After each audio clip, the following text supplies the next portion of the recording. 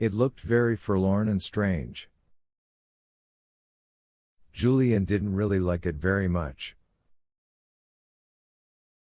It gave him rather a sad sort of feeling. He was glad to go to the top of the water again, and take deep breaths of air, and feel the warm sunshine on his shoulders.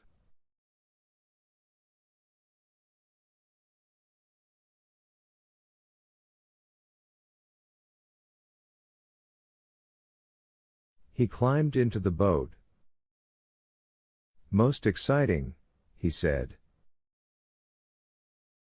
"Golly, wouldn't I just love to see that wreck properly, you know, go down under the deck into the cabins and look around."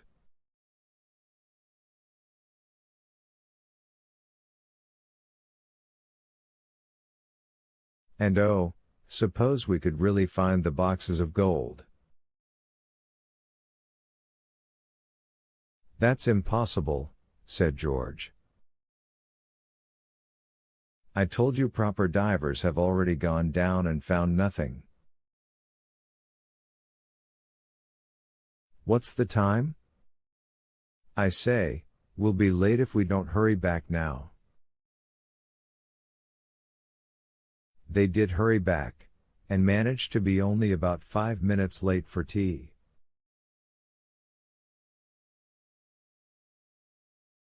Afterwards they went for a walk over the moors, with Timothy at their heels, and by the time that bedtime came they were all so sleepy that they could hardly keep their eyes open.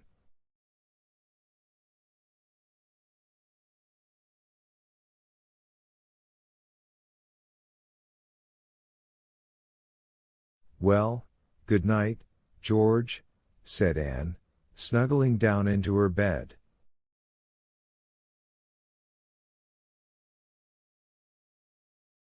"We've had a lovely day, thanks to you."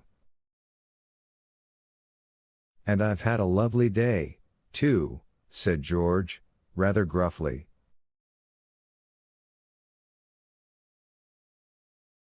"Thanks to you. I'm glad you all came. We're going to have fun. And won't you love my castle and my little island?"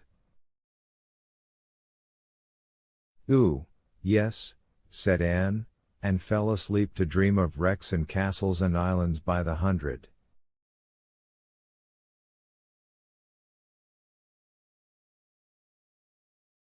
Oh, when would George take them to her little island? Chapter 5: A Visit to the Island. The children's aunt arranged a picnic for them the next day, and they all went off to a little cove not far off where they could bathe and paddle to their heart's content.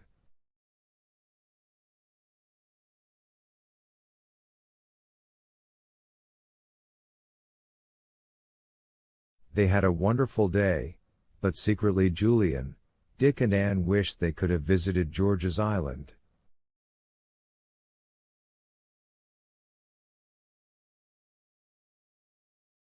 They would rather have done that than anything. George didn't want to go for the picnic, not because she disliked picnics, but because she couldn't take her dog. Her mother went with the children, and George had to pass a whole day without her beloved Timothy.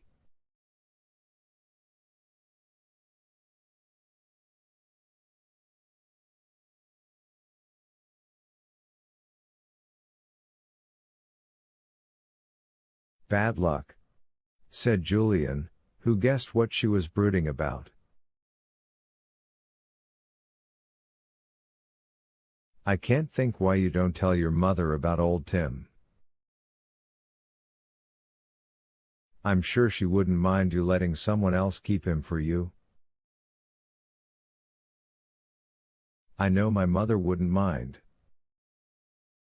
"I'm not going to tell anybody but you," said George.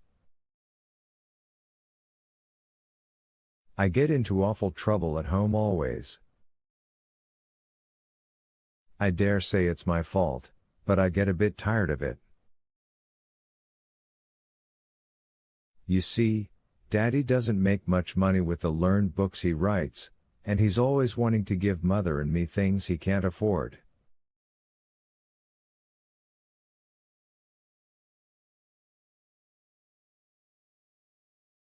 So that makes him bad-tempered. He wants to send me away to a good school, but he hasn't got the money. I'm glad. I don't want to go away to school. I like being here. I couldn't bear to part with Timothy. You'd like boarding school, said Anne. We all go. It's fun. No, it isn't, said George obstinately. It must be awful to be one of a crowd, and to have other girls all laughing and yelling round you.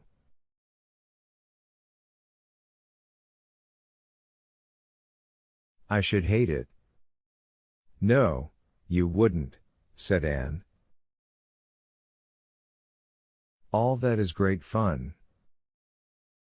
It would be good for you, George, I should think. If you start telling me what is good for me, I shall hate you, said George, suddenly looking very fierce.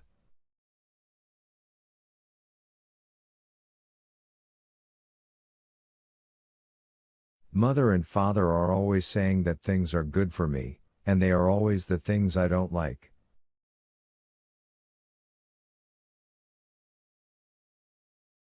All right, said Julian, beginning to laugh.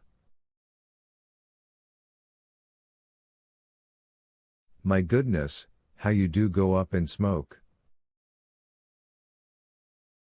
Honestly, I believe anyone could light a cigarette from the sparks that fly from your eyes.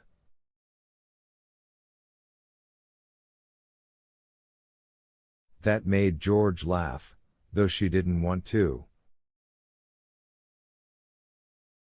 It was really impossible to sulk with good-tempered Julian. They went off to bathe in the sea for the 5th time that day.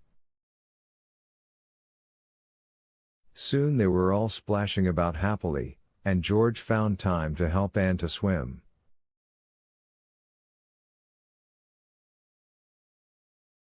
The little girl hadn't got the right stroke, and George felt really proud when she had taught her.